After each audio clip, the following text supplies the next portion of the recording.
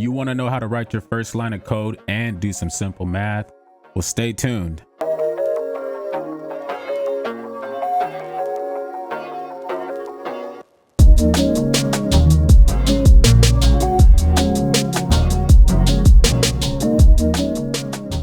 Today, I'm going to get you up and running and writing your first line of code. I will be showing you guys how to print your first line of code, how to use strings, do some simple operators such as adding, subtracting, multiplication, and division, and then also showing you guys how to use some variables and then leaving you guys with some simple things to play with. Okay, so let's open up PyCharm. And what we're going to do in PyCharm is we're going to just do some exercises and create our project also. So if we create a new project, we're just going to name our project my first line of code with underscores underneath. Hit OK or create, that is. Let's see, we get some tips. It always offers new tips for us.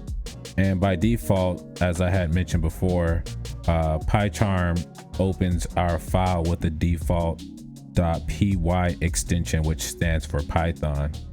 So we can hit the project tab right here just to close that out. And if we just right click and hit run, we can see that on the terminal that it runs PyCharm, as we can see right here.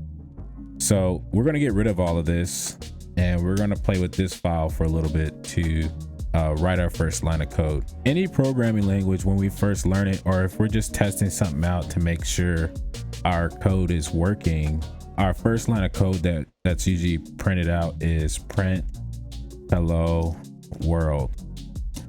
So that's our first line of code. So if we just hit the play button up here, you know, we can see down here that we've done it and we can change it. And the thing you always want to remember is always put your statement in quotations.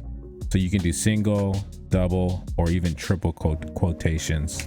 So we can do it again, hello world, or proper capitalization too as a title, and run it again. And you can see down here that we got hello world. So that's our first line of code. Next thing we're going to do is take it a step further. So I'm going to show you guys something called variables, and then we're going to print hello world again through using a variable. And what a variable is that it's like a container. It stores information. So as soon as we assign something to a variable title, then that information is stored and we can reuse that piece of information anywhere we want. So let's delete print hello world, and we're just going to name our variable. Let's just name it hello. And then we're going to put the equal sign and then again quotations, hello world. Now we're going to reuse that print call, and instead of putting hello world in here, we're going to put hello as the variable we're going to reference. So if we hit play again, right, we get hello world again. Okay, but now we're using a variable and we can recall this variable anywhere we want. So we can just do another print statement, hello, and reuse that variable. And now we got hello world again. So what is the print function that we're calling every single time? So the print function, all that does is it takes any kind of information and outputs it to the terminal or any kind of output device. So we can make up a lot of different things like my string. Let's see, let's make a string called Tech with Nate, which is my YouTube channel, and we can print that. So print my string, and then it's going to print that. So it's going to say Tech with Nate, and then we can do some more things too. So we can say my string 2 equals hello world again, and then print my string, take the suggestion, and we're going to see both now printed into the terminal. So we see Tech with Nate and hello world. And so to know one thing about this, so that it works in an order of operations. So if you have, you know, this statement up here and this statement down here, it's going to print it in the same order. So if I even change my string, if I call this my string variable again and I decide to change it to Tech with Nate today, it's going to update this variable here. So if I hit play again or run this line of code, it's going to update it. So know that too, so that these variables that we're calling, or any stacks of code, those things that we call again will be updated. Okay, so we're going to do some basic math within Python. I'm going to show you guys just like some basic operators. So in Python, you can use the operators such as plus, minus, multiplication, and division. These operators will all work within Python.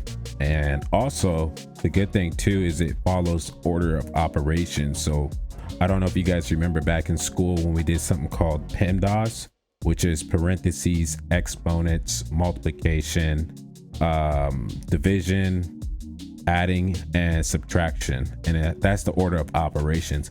And Python will automatically do this stuff for you, which is cool. So again, we could do some simple math. So we can just go print 5 plus 5, right? Print 5 minus 4, print 5 times 4, print let's say 10 divided by 2, and we can run all these lines of code, and we get all of our answers down here. Okay, so you can do basic math. So we can do something such as print 5 plus 5 minus 2 times 20 divided by 2, and we can run that. We'll get it at the very bottom, which is the 5th line down here, and there's our answer, which is cool. And we could just continue doing things like this. So going back to strings, you remember when we print hello world? So we can also use the plus operator within strings. So anything that you see within quotations, that's called a string within the world of Python. And we can actually add strings together to create larger strings, and that's called string concatenation. So if we just do something like print see hello and then plus world, we're adding those two together. So if we run it, we'll actually see hello world down here. But you'll notice something, that hello and world are put together. And so one thing that you have to remember is that you have to add spaces after the word. So Python actually picks up on the empty spaces here too. And just in case, I always add it at the last word too, just in case we're going to add more in the future. So if we run it again, it will match the string we have up here, which is this one. So you can take that a lot further too if you're trying to bring two long sentences together. And again, it's called string concatenation. That's what it's called.